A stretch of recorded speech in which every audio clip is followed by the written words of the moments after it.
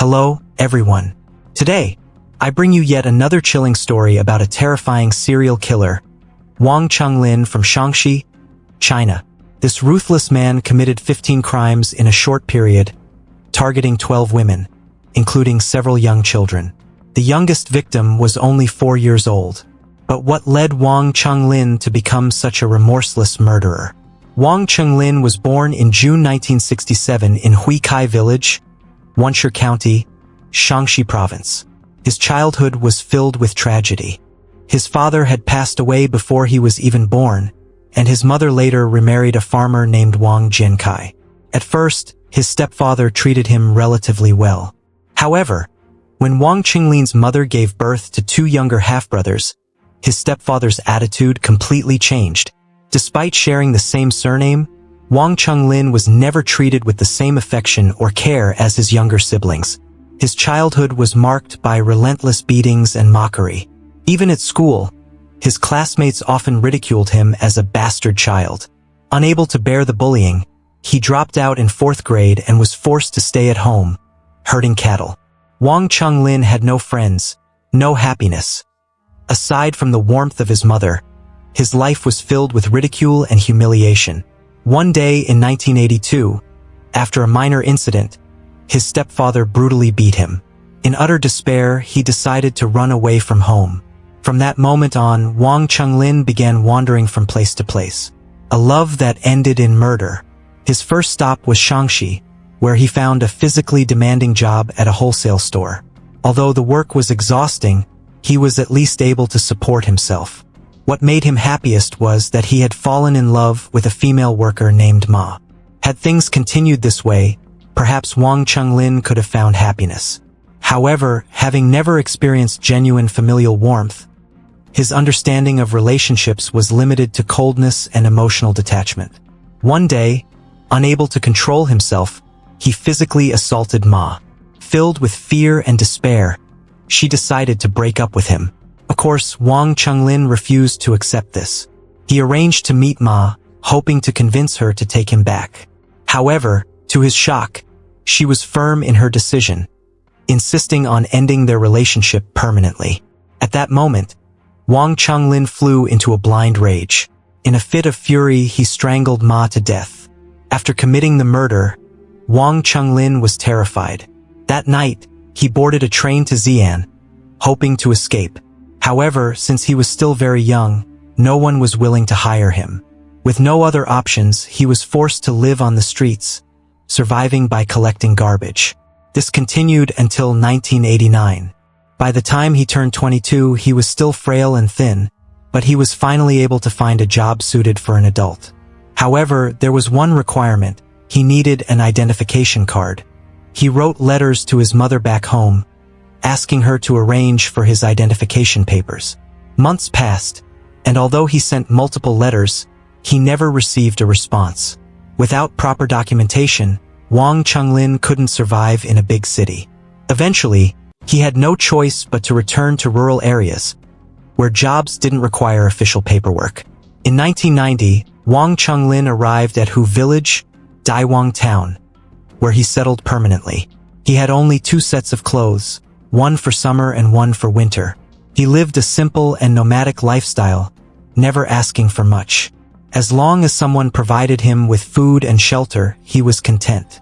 He was willing to do any kind of work, hauling manure, gardening, and even assisting with weddings and house construction whenever someone needed help.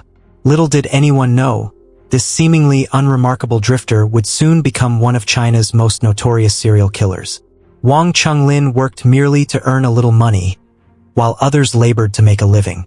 In fact, many people even liked this indifferent young man. However, beneath his seemingly aimless exterior, he harbored a strong desire for women. So, each day after eating well, he would often wander the fields, looking for opportunities to approach girls who were alone. On the afternoon of September 10, 1993, while Wang Chunlin was wandering about, he encountered a 16-year-old girl named Lu. Lu was a student at a school in Xi'an. That day was Friday, and after finishing her classes, she intended to go home to visit her parents. On her way home, she felt the piercing gaze of someone watching her.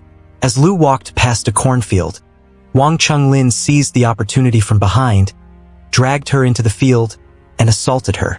During the struggle, Lu fought back fiercely, forcing him to escalate his attack until she lost consciousness. After satisfying his primal urges, Wang Chunlin checked to see if she was still breathing, then quickly fled the scene. An hour later, a farmer named Zhang came to work in his cornfield. As he approached, he stumbled over something. Looking down, he saw a girl lying motionless in disheveled clothes. Alarmed, Zhang ran home to get his husband, who was a doctor, and brought him back to the field. Her husband later confirmed that the girl had passed away. The couple immediately reported the incident to the police. Although authorities quickly identified the victim, forensic technology at the time was still limited, and no clues were found at the crime scene, causing the case to reach a dead end. Meanwhile, Wang Chunlin, after experiencing the thrill of his crime, felt exhilarated. He believed he had discovered a way to satisfy his twisted desires, especially as days passed and the police still had no leads on him. 8 days later, once he had calmed down, Wang Chunlin set out to another village, searching for his next victim. There, he encountered a pregnant woman named Zhang. Her due date was September 24th, and according to local customs, pregnant women would return to their parents' home before giving birth, as it was believed to ensure a smooth delivery. Since her parents' house was not far from her husband's home, she decided to make the journey early in the morning on September 16th. Seeing his sister's large belly and difficulty walking, her younger brother offered to take her on his bicycle. Halfway through their trip, Zhang suddenly realized she had forgotten something at home. She asked her brother to go back and get it, while she waited by the roadside. At that exact moment, Wang Chunlin appeared. Seeing that Zhang was alone, he paid no attention to the fact that she was a pregnant woman about to give birth. Instead, he quickly scanned the surroundings, ensuring that no one was nearby, before lunging at her, strangling her, and dragging her into the cornfield. However, Wang Chunlin did not anticipate Zhang's resilience. Despite being heavily pregnant, she put up a fierce struggle, making it exceptionally difficult for him to overpower her. After a long and exhausting fight, he finally managed to kill her. Panting heavily, Wang tried to remove her belt, but whether it was due to panic or exhaustion, he fumbled repeatedly, unable to undo it. By the time he succeeded, he realized that his excitement had completely faded. Disappointed, he abandoned the scene and left without committing further acts on the body. When Zhang's younger brother returned, he found that his sister was gone. At first, he assumed that she had grown impatient and walked ahead on her own. However, when he reached her husband's house, she was nowhere to be found. Panicked, Zhang's husband immediately reported her missing to the police. Authorities conducted an extensive search for 18 days and nights before they finally discovered her lifeless body in a cornfield. Due to the scorching heat, her body had already begun decomposing, and even the unborn child inside her womb had been reduced to nothing but bones. The devastation her family experienced was unimaginable. Upon receiving the tragic news, Zhang's parents collapsed in grief, repeatedly losing consciousness from crying too much. Her younger brother blamed himself entirely, convinced that her death was his fault. He fell into a deep and relentless guilt, one that haunted him for the rest of his life. In mourning, the family removed the remains of the unborn child from Zhang's body and built a small grave beside hers to lay the unborn soul to rest. For Wang Chunlin, each crime only deepened his depravity. Rather than feeling fear, he felt satisfaction. His sense of fulfillment allowed him to eat and sleep even better than before. This was clear proof that evil had completely consumed his soul. From these experiences, Wang learned something critical: he was too weak for prolonged struggles. Thus, he decided that his future attacks needed to be swift and efficient. His new approach? Kill the victim first and then commit the crime against the lifeless body. He rationalized that a corpse could neither fight back nor report him to the police. On August 19, 1994, Wang Chunlin once again roamed the countryside, searching for his next prey. As he walked past an orchard, he felt thirsty and decided to stop for water. At that moment, The only person in sight was a 12-year-old girl who had come to call her father home for lunch. She stayed behind to watch over the orchard, unaware that the moment her father left, a predator had set his sights on her. Wang Chonglin walked straight up to the girl, pretending to be nothing more than a weary traveler, and asked for a bowl of water. She obliged, not suspecting the danger lurking in front of her. As he drank, his eyes darted around the area, taking in the silence, the isolation. There was no one else around. That was all he needed. Without hesitation, he overpowered the girl, snuffing out her life before violating her lifeless body. That day, he came to a chilling realization. Younger victims were far easier to overpower than adults. The thought excited him. With that, his killing spree escalated to an even more terrifying level. Less than a month later, on the afternoon of September 5th, Wang Chonglin struck again. This time, his target was a 19-year-old woman named Sun, whom he spotted walking near a bridge in Xi'an. He stalked her quietly, waiting for the right moment, and when she was alone, he pounced. Dragging her into an isolated spot, he stripped away her clothing, but just as he was about to act, he made an unexpected discovery. She was menstruating. A sudden wave of uncontrollable rage washed over him.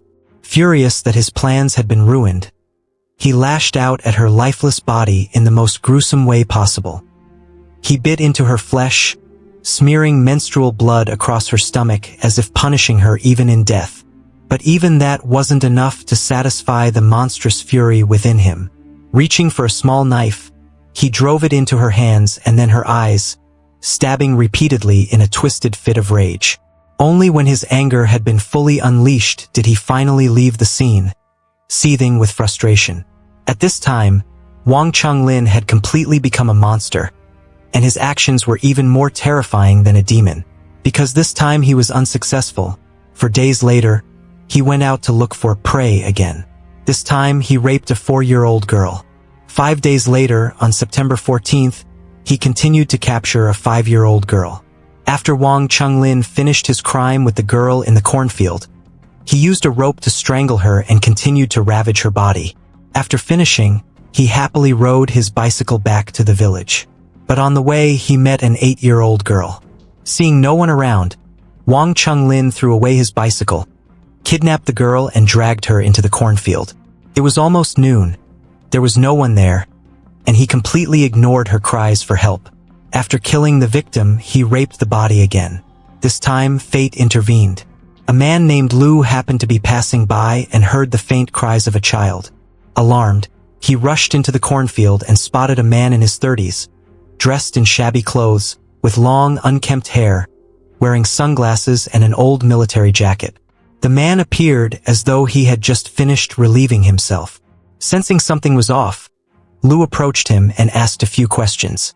The man responded vaguely, dodging the inquiries, before quickly hopping onto a bicycle parked nearby and riding away. Lu's instincts told him something was terribly wrong, so he ventured deeper into the cornfield. Moments later, he stumbled upon a horrifying sight. A young girl, around 7 or 8 years old, lying motionless on the ground. Her clothes were torn, her face pale, and she showed no signs of life. Panicking, Lu scooped her up and ran back to the village, shouting for help. But tragically, it was too late. The girl did not survive. In just a single day, Wang Chonglin had brutally murdered 2 young girls. Yet he felt no fear, no remorse. Instead, he carried on with his life as if nothing had happened, living what he believed to be a normal existence. Just 11 days later, on September 25th, Wang Chonglin struck again. Using the same ruthless method, he targeted and killed a 17-year-old girl, assaulting her both before and after her death. In just over a year, he had committed more than 10 heinous crimes, leaving 14 people dead. His brutality sent shockwaves through the region, and rumors about a vampire killer began to spread. Stories circulated across Xi'an, with whispers of a university student who had been conducting experiments on bats. According to the urban legend, an accident in the laboratory had caused an explosion, exposing the student to a virus from the bats. The rumors claimed that every night, he roamed the streets, hiding in the shadows, attacking unsuspecting victims to drink their blood, especially targeting young women. The panic spread like wildfire across Xi'an, filling the city with fear and paranoia. To ease public anxiety, the Xi'an daily newspaper published a short article from a scientific perspective, explaining that vampires did not exist. However, no matter how logical the explanation was, the terror of the so-called vampire murders lingered in the hearts of the people. The investigation begins. Given the widespread panic caused by the case, the Ministry of Public Security and the Provincial Public Security Bureau formed a special investigative task force to solve the crimes. After careful analysis, the investigators concluded that all the murders were committed by the same person. Detectives launched extensive investigations around the crime scenes, but with so few clues left behind, progress was painfully slow. Meanwhile, Wang Qinglin's reign of terror continued. On New Year's Day 1995, Wang Qinglin found a new job at a restaurant called Yonghong.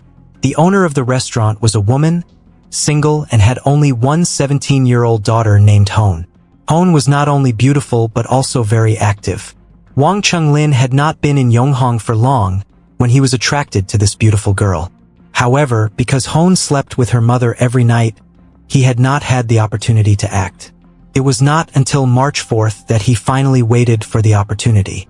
That night, because Ms. Liu had to go home to water the plants, she left her 17-year-old daughter alone in the store. When she heard the news, Wang Qinglin sneaked into Hone's room. But just as he was about to commit the crime, Hone suddenly cried out for help. Seeing this, Wang Qinglin quickly used a pillow to cover her mouth, then pulled the light cord and strangled her until she stopped breathing and had sex with her.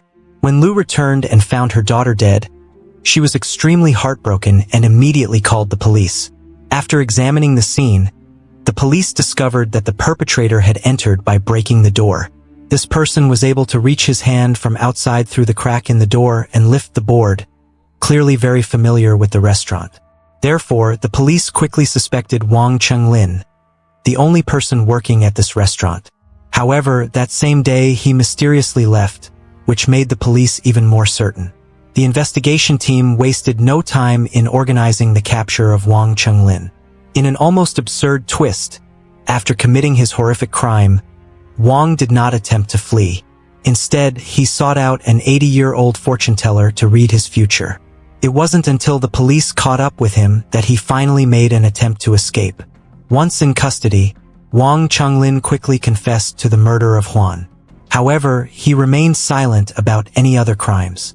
Despite his lack of cooperation, investigators refused to stop at just one confession.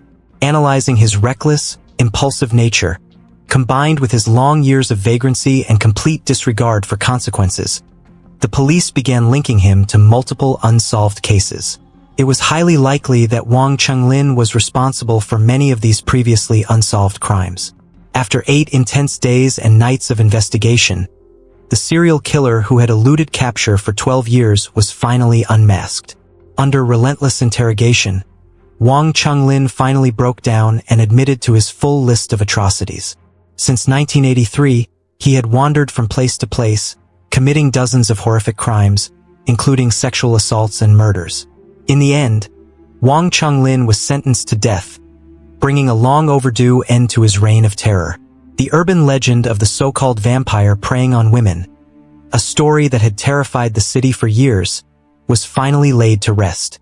Like many serial killers and psychopaths, Wang Qinglin's dark path began in childhood.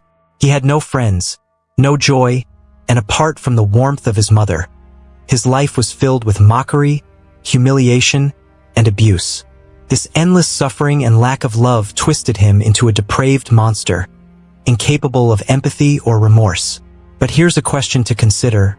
What if his stepfather had treated him better? What if his parents had given him love and care instead of neglect and cruelty?